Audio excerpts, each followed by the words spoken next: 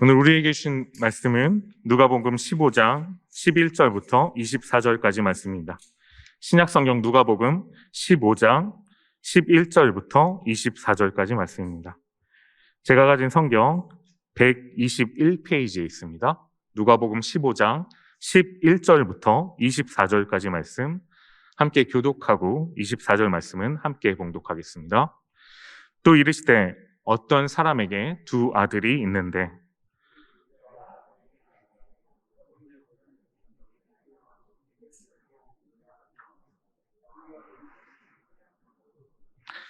그 후 며칠이 안 되어 둘째 아들이 재물 다 모아가지고 먼 나라에 가 거기서 허랑방탕하여 그 재산을 낭비하더니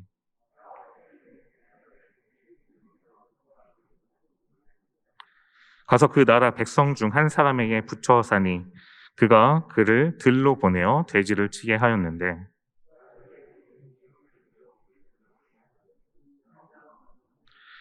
이에 스스로 돌이켜 이르되 내 아버지에게는 양식이 풍족한 품꾼이 얼마나 많은가 나는 여기서 줄여 죽는구나.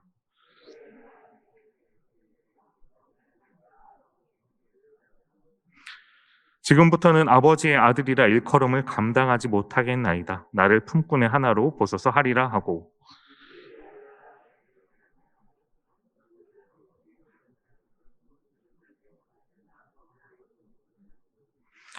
아들이 이르되 아버지 내가 하늘과 아버지께 죄를 지었사오니 지금부터는 아버지의 아들이라 일컬음을 감당하지 못하겠나이다 하나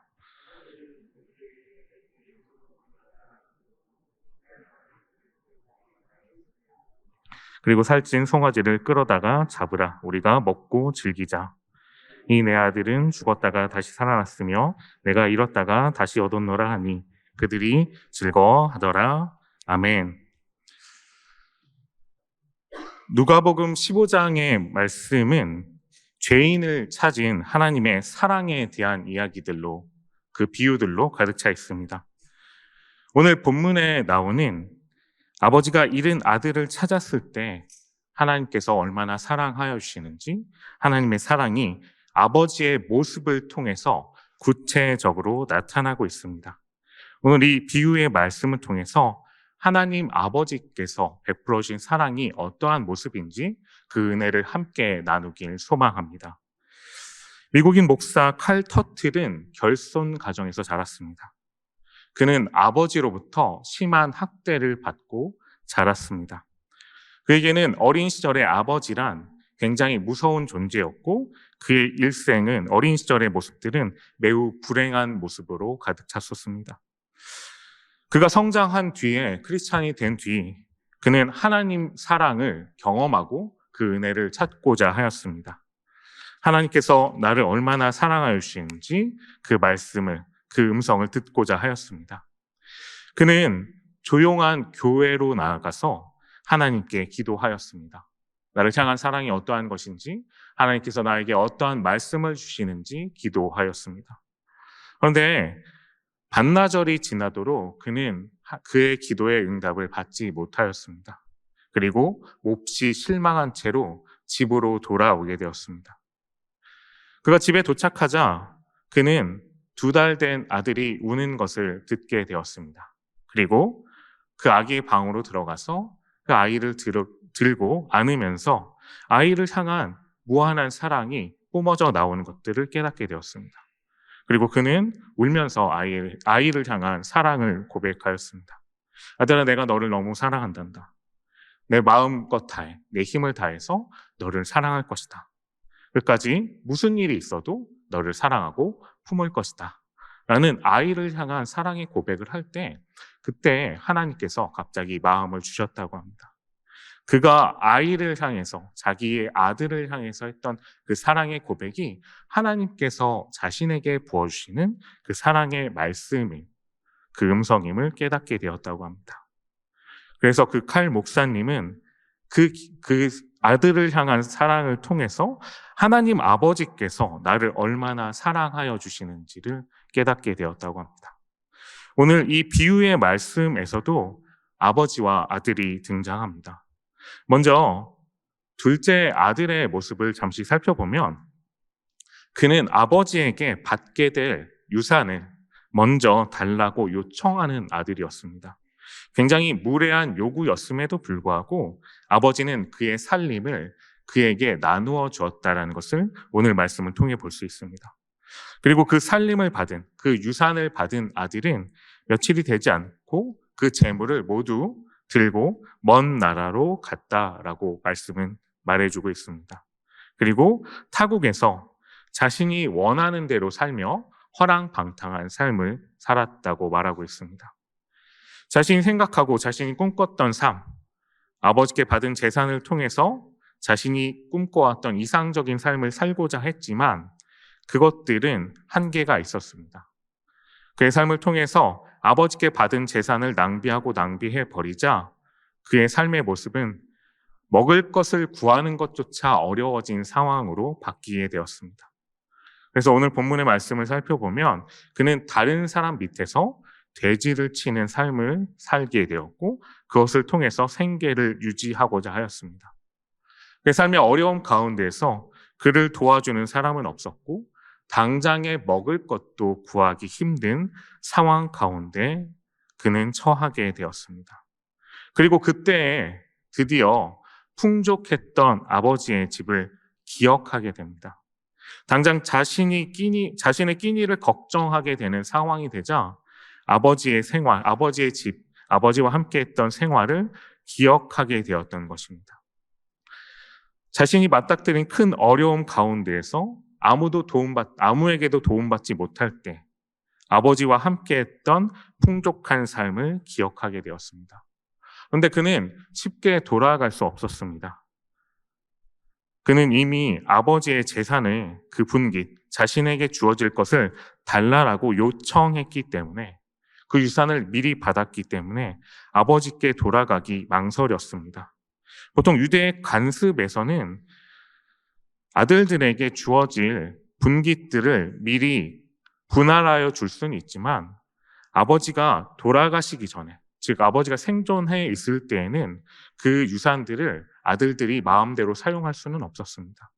그런데 그 둘째 아들은 당시의 관습과 관례를 모두 벗어나서 아버지의 재산을 마음대로 사용했고 아버지는 그것을 다 수용하여 주었습니다. 그렇기 때문에 아들은 하늘과 아버지께 죄를 지었다라고 고백하면서 돌아가는 것을 망설였지만 그의 상황은 돌아갈 수밖에 없는 당장의 도움이 필요한 상황이었습니다. 결국 둘째 아들은 자신의 상황 가운데 아버지께로 돌아가는 것을 결정합니다. 그리고 아버지에게 용서를 구하고 아들이 되는 것이 아니라 종이 되기로 마음을 먹고 아버지에게로 돌아갑니다. 아버지에게로 돌아가는 그의 발걸음은 굉장히 무거웠을 것입니다. 그리고 아버지 앞에 섰을 때에 내가 어떠한 말을 듣게 될까 굉장히 고민하며 갔을 것입니다. 그러나 이 비유의 말씀 가운데 등장하는 아버지는 그가 걱정하고 고민했던 것과 달리 많은 사랑, 생각하지도 못한 모습들을 구체적으로 보여주고 있습니다.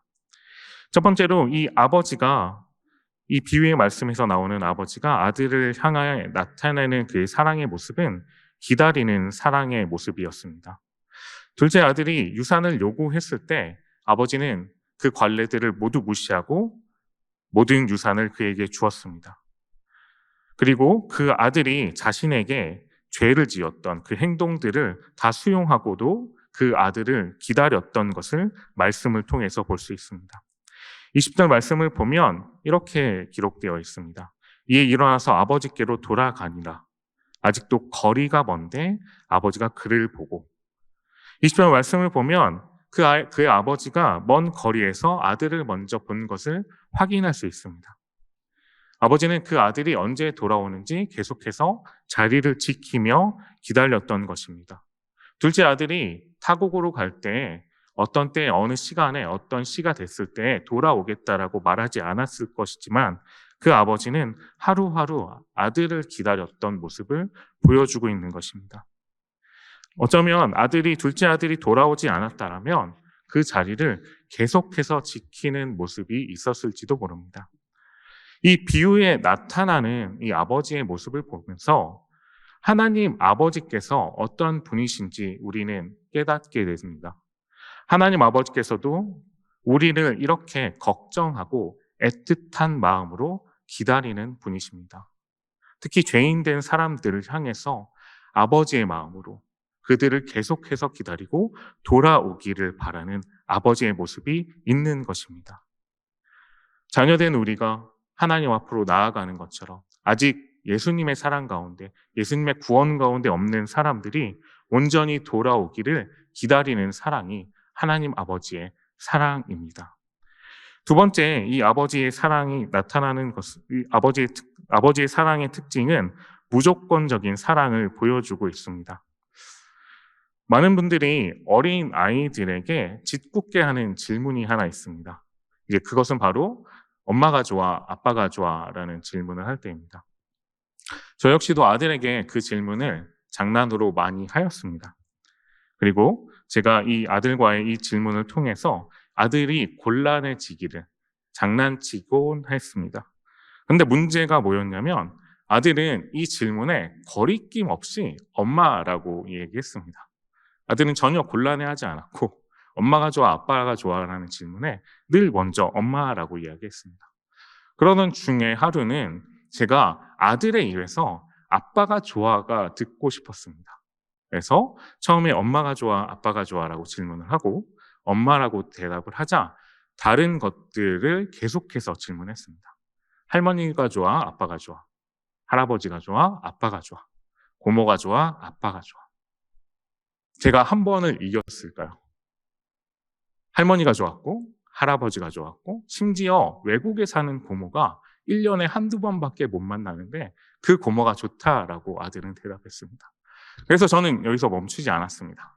그래서 집에 있는 고양이와 저를 비교하기도 했고 아들이 좋아하는 게임기와 저를 비교하기도 했습니다.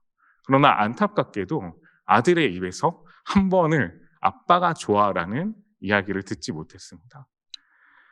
그런데 그 아들의 모습을 보면서 저는 한 번도 아들이 아빠가 좋다라는 말을 듣지 못했지만 저는 아들을 그 무엇과도 그 다른 누구와도 비교할 수 없이 사랑하는 마음을 다시 한번 깨닫게 됐습니다. 그리고 그것이 어쩌면 하나님께서 나를 향하신 모습이 아닐까라는 생각도 했습니다. 오늘 말씀을 보면 이 아들이 아버지를 향해서 나아갈 때 용서를 구하고자 하는 말을 합니다.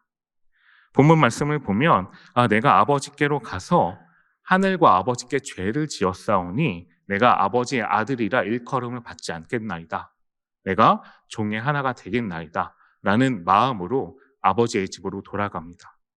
그런데 아버지는 이가 그 말을 하기 전에 그를 측은히 여겨 달려가 목을 안고 입을 맞추었다라고 말해주고 있습니다.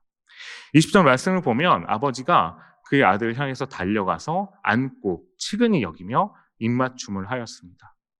그 아들이 먼저 아버지에게 용서를 구하기 이전에 내가 하늘과 아버지께 죄를 지었다라는 말을 하기 이전에 이미 아버지는 그 아들을 용서하고 무조건적으로 사랑해 주는 모습을 보여주고 있습니다. 만일 아들이 아버지에게 용서를 구하고 나서 아버지가 이런 행동을 했다라면 용서를 구한 아들을 향한 아버지의 사랑이겠지만 아버지는 그 말을 듣기 이전에 이미 그 아들을 용서하고 사랑하여 주었습니다. 아들을 애타게 기다린 아버지의 모습은 무조건적으로 이가 돌아오는 이 모습, 자신의 재산을, 자신의 유산을 다 쓰고 돌아온 거짓골이 된 아들이 너무나도 사랑스러웠던 겁니다. 어떤 일을 했던지, 어떤 일을 당했던지 그저 그가 돌아온 것만이 너무나도 기쁘고 감사했던 것입니다. 그리고 아들을 향해 달려가는 이 아버지의 모습을 통해서 그때 당시에 관습을 깨는 아버지의 모습을 발견할 수 있습니다. 당시 유대의 풍습에서 자녀를 둔 아버지는 달리지 않았습니다. 마치 우리 예전에 어르신들이 채통을 지키기 위해서 뛰지 않았던 것처럼 자녀를 둔 아버지는 달리지 않았습니다. 그럼에도 불구하고 이 비유에 나오는 아버지는 달려가서 그를 용서하고 무조건적으로 사랑하여 주는 모습이 등장합니다. 아버지의 사랑은 아들의 사죄보다 먼저 되어 있습니다. 아버지는 아들을 무조건적으로 사랑하여 주었습니다. 아버지는 아들을 만난 것이 온전한 기쁨이었습니다. 그가 자신의 재산을 어떻게 썼고 얼마나 불려왔는지, 얼마나 잘 돼 왔는지, 아니면 얼마나 망했는지 아무런 관심이 없었습니다. 그저 그가 아버지의 품에 돌아온 것이 큰 기쁨이었던 것입니다. 이 비유의 말씀에 나타나는 아버지의 모습을 통해서 우리는 하나님 아버지께서 죄인들을 향한, 또한 우리를 향한 무조건적인 사랑을 발견할 수 있습니다. 하나님께서는 우리가 아직 죄인 되었을 때에 우리를 먼저 사랑하여 주셨습니다. 우리의 어떠한 모습들을 비교하지도, 또한 그 모습들을 하나님께 사죄하며 하나님 앞에 용서를 구하기도 이전에 하나님은 무조건적인 사랑으로 우리를 사랑하고 품어주셨습니다. 특히 하나님 아버지께서 예수님을 보내주신 것으로, 전능하신 하나님께서 이 땅 가운데 내려오는 모습으로, 전능하신 하나님의 모습을 버리고 인간의 모습으로 이 땅에 내려와서 우리를 품어주시는 사랑을 보여주셨습니다. 하나님의 사랑을 통해서 우리가 그 사랑 가운데 거하며 하나님께서 기뻐하시는 사랑의 길 가운데로 나아가는 우리가 되길 간절히 소망합니다. 마지막으로는 아버지의 사랑은 아들로 회복시키는 사랑이었습니다. 아들이 아버지에게로 돌아오기로 마음을 먹은 뒤에 그가 아버지께로 가기 전에 자신이 용서를 구해야 될 것들을 연습했습니다. 내가 하늘과 아버지께 죄를 지었사오니 내가 이제는 아버지의 아들이라 일컬음을 받지 못할 것이다. 그저 용서를 구하고 아들이 아니라 종으로 아버지의 밑에 있길 원했습니다. 21절 말씀은 이렇게 얘기합니다. 내가 지금부터는 아버지의 아들이라 일컬음을 감당하지 못하겠나이다.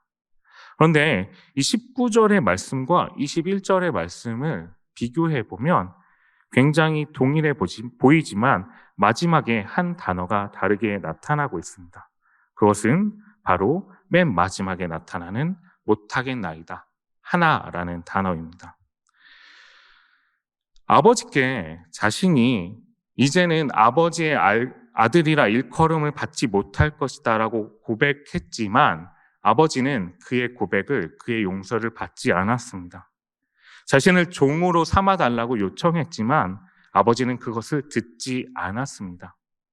그리고 아버지는 다시 한번 이 아들을 집을 떠나서 아버지의 마음을 상처내고 그 모든 관례들을 무너뜨리며 나아갔던 아들을 아들로 회복시켜 주었습니다. 그런데 이 말씀을 보면서 우리가 주의해야 될 것이 하나 있습니다. 그것은 바로 아들과 아버지의 모습이, 사랑하는 모습과 용서를 구하는 모습이 조금 다른 것을 돌아봐야 됩니다. 아들이 아버지의 집을 돌아오게 된 이유는 아버지의 사랑보다는 그 가운데서 받았던 풍족한 생활, 그가 누렸던 것들을 먼저 기억했던 것을 생각해야 됩니다. 그런데 아버지는 그에게 풍족한 생활을 부어주는 것, 풍족한 삶을 주는 것이 먼저 되는 것이 아니라 그를 자녀로 삼아주는 것이 먼저 된 것입니다.